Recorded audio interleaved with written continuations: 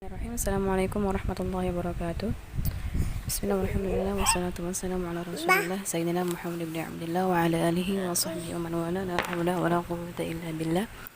Ya alhamdulillah, hari ini kita akan kembali membahas ilmu qiraat, yaitu pada bab idgham kabir.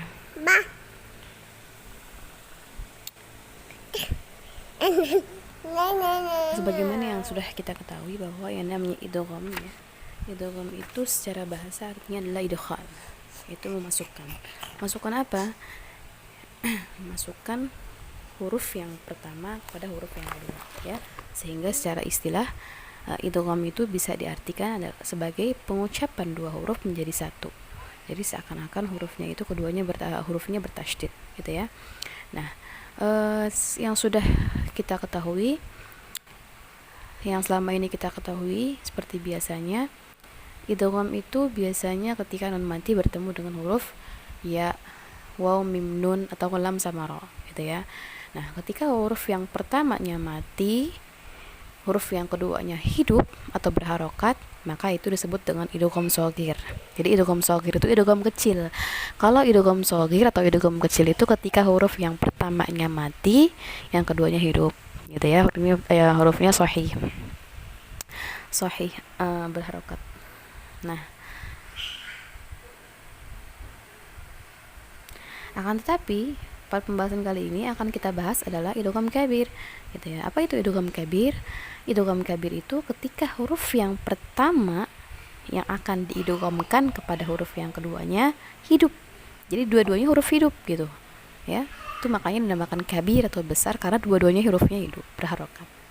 Nah, idgham kabir ini punya ada dua macam, ya. Yang pertama adalah idgham mithlain, yang kedua adalah idgham mutaqaribain. Adapun idgham mithlain, ya, idgham mithlain ini dibagi menjadi dua, ya. Ada idgham mithlain dalam satu kata, ada idgham mithlain dalam dua kata. Begitupun mutaqaribain. Mutaqaribain juga ada mutaqaribain dalam satu kata, ada mutaqaribain dalam dua kata. Nah, pada bagian idgham kabir ini yang mempunyai bacaan idgham kabir, ya, yang mengidghamkan huruf pertama dan keduanya sama-sama hidup, hanya asusi saja, yang lain tidak. Asusi adalah salah satu periwayat daripada Abu Amr. Nah, ketika nanti akan kita bahas bacaan asusi, misalnya pada ayat yang ada idgham kabirnya, maka ad-durinya tidak ikut, gitu. Jadi hanya asusi saja yang membaca dengan idgham kabir. Seperti yang sering saya jelaskan bahwa ketika muridnya itu disebutkan, berarti murid yang lainnya berbeda dengan dia dan nggak perlu menyebutkan gurunya lagi. Akan tapi ketika disebutkan nama gurunya, berarti kedua muridnya ikut, gitu ya. Baik, idgham mithlain. Apa itu idgham mithlain? Idgham mithlain ini, ya, adalah apabila ada dua huruf yang sama persis. Mithlain itu artinya sama persis. Sama persis apa? Makhrajnya sama, sifatnya juga sama, gitu ya. Dua-duanya sama persis, bentuknya sama, makhrajnya sama, sifatnya sama. Nah, idgham mithlain dalam satu kata, ya.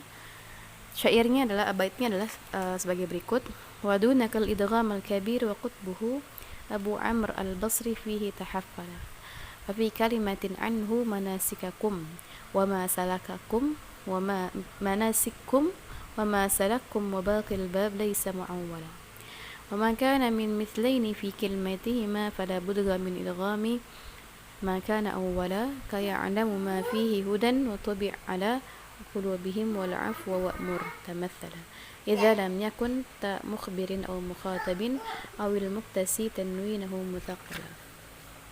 Apa itu wadunakal idgham al kabir wa qutbuhu, ya. Artinya tidak ada yang membaca dengan idgham kabir, ya, kecuali hanya siapa? Hanya Abu Amr, ya. Abu Amr al-Basri, yang mana yang membaca idghamnya hanya murid daripada Abu Amr, yaitu As-Susi. Fafi kalimatin anhu manasikum. Nah, idgham mithlain yang pertama itu adalah idgham mithlain fi kalimah, yang terdapat dalam kalimat atau kata manasikakum. Aslinya harusnya manasikakum, maka ketika diidghamkan berarti bukan manasikakum tapi manasikum. huruf yang pertama dimasukkan kepada huruf yang kedua, ya, sehingga harokatnya mengikuti huruf yang kedua. Dan wama salakakum, tapi berubah menjadi wama salakum, ya, wama salakum. Wa baqil bab laisa mu'awwala, ya, dan apa namanya, dan pada pada ayat yang lain tidak ada, jadi hanya terdapat pada lafaz manasikakum dan masalakakum saja, ya.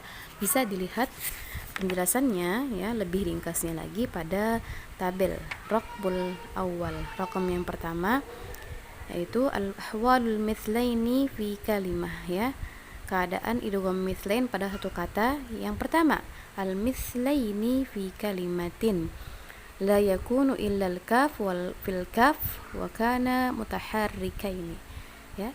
Jadi idgham mithlain dalam satu kata itu tidak terjadi kecuali hanya pada huruf kaf bertemu dengan huruf kaf yang mana dua-duanya berharokat, ya. Jadi cuma huruf kaf bertemu dengan huruf kaf, itu saja yang dalam satu kata, ya.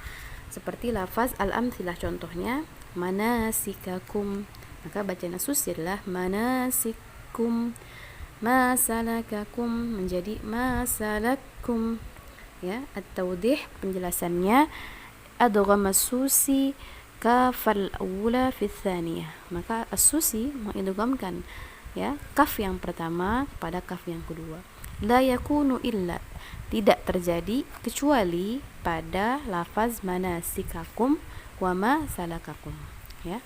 Dan bacaan yang al-baqun, bacaan selain as-susi adalah dengan izhar.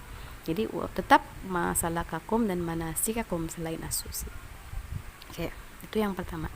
Idgham mithlain dalam satu kata. Wa kana min mithlaini fi kilmatihima. Balik ke baitnya lagi pada baris ketiga. Adapun pada idgham mithlain dalam dua kata, fala budda min idghami ma kana awwala, maka harus untuk mengidghamkan huruf yang pertama dengan yang kedua. Contohnya kaya'lamu ma fihi, kaya'lamu ma, contohnya kaya'lamu ma, ayat kaya'lamu ma fihi huda, ya. Kemudian contoh yang ketiga wa tubi'ala qulubihim. Kemudian contoh yang keempat wal afwa wa'mur tamatsala. Itu contoh-contoh daripada idgham yang terdapat, idgham mithlain yang terdapat dalam dua kata, ya. Dengan syaratnya, ya, pada bait yang kelima syaratnya adalah idza lam yakun. Syaratnya kedua kata tersebut, kedua huruf tersebut yang ada dalam dua kata bisa diidghamkan kecuali, ya, harus dengan syarat. Syaratnya apa? Idza lam yakun ta mukhbirin, jika bukan merupakan tak mukhbir.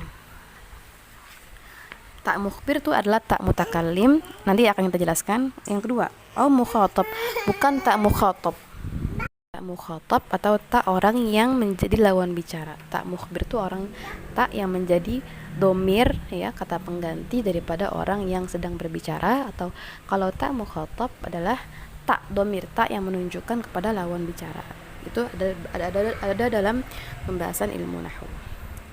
Awil muktasi tanwinuhu aw mutsaqqala, atau jika terdapat tanwin maka tidak bisa untuk diidghamkan, ya.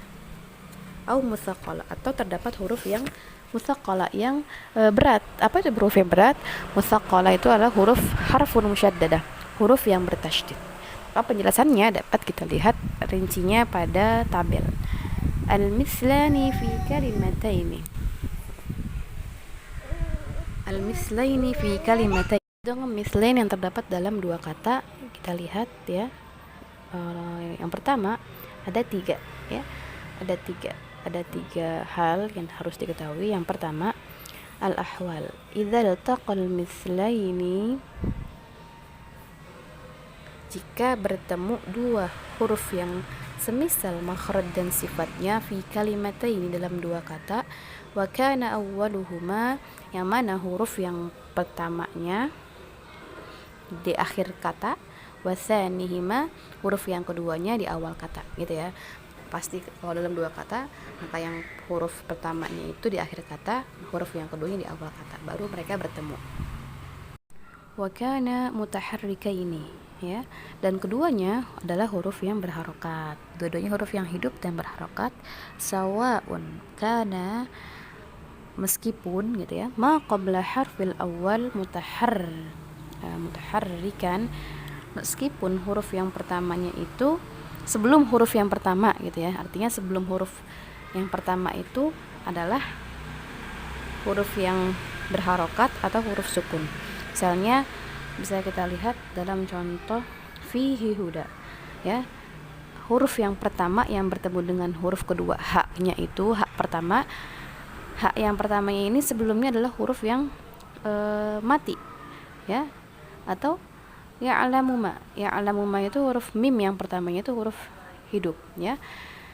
Meskipun huruf sebelumnya huruf mati ataupun huruf hidup ataupun huruf mat gitu ya. Fihi itu huruf mat, maka boleh tetap diidghamkan. Seperti khudil afwa, itu huruf fa-nya adalah huruf sukun, ya, hurufnya sukun. Sebelum wa-nya, sebelum huruf waw yang akan diidghamkan hurufnya sukun.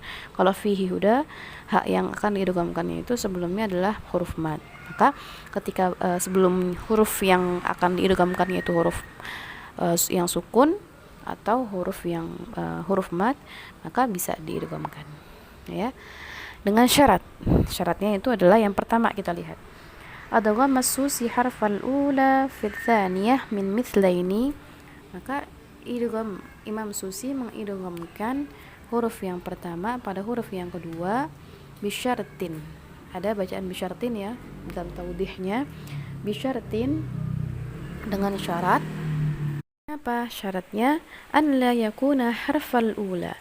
Syaratnya ketika huruf yang pertamanya itu, ya, syaratnya huruf yang pertamanya bukan yang pertama, ya. Jadi huruf yang pertamanya itu tidak boleh yang pertama, yaitu yang pertama adalah ta mukhbir, ya. Ketika huruf yang pertamanya itu bukan ta mukhbir, ai atta ad-dalla 'alal mutakallim, ta yang menunjukkan kepada orang yang sedang berbicara. Ta apa itu? Ta itu merupakan domir, ya, domir pengganti domir mutasil. Ta seperti kuntu. Tu itu, ya, huruf tu itu merupakan huruf domir yang menjadi pengganti daripada orang yang sedang berbicara, dari ana, bukan ana tapi menjadi kuntu ketika bergabung dengan fi'il. Nanti bisa kalian lihat di nahwu lagi.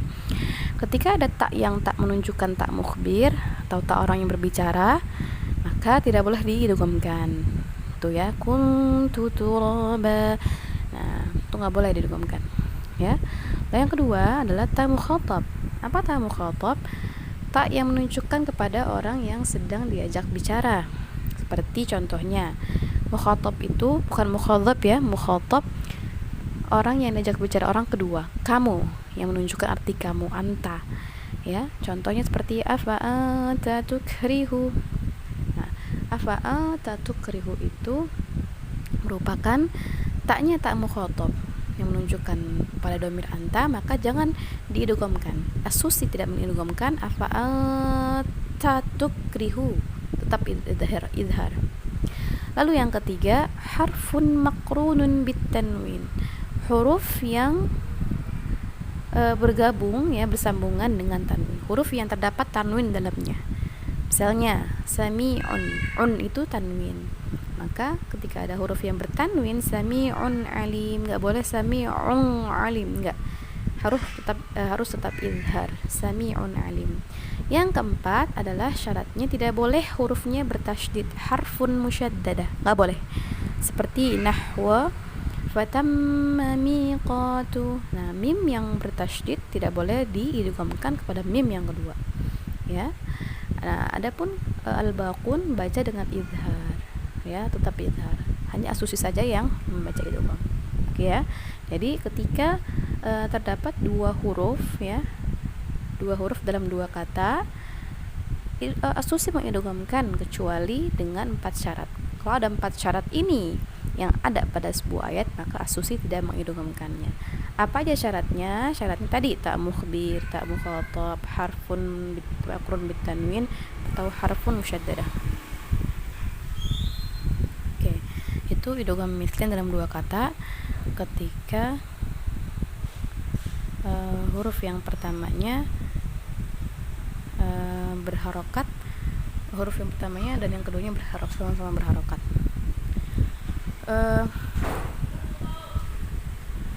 Meskipun huruf yang sebelumnya merupakan huruf yang sukun, ya, atau huruf mad.